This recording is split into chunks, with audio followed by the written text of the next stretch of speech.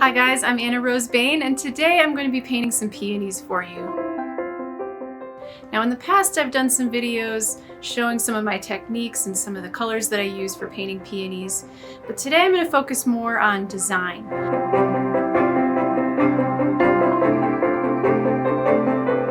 A good block-in, a good start, it's so important to the overall success of your painting.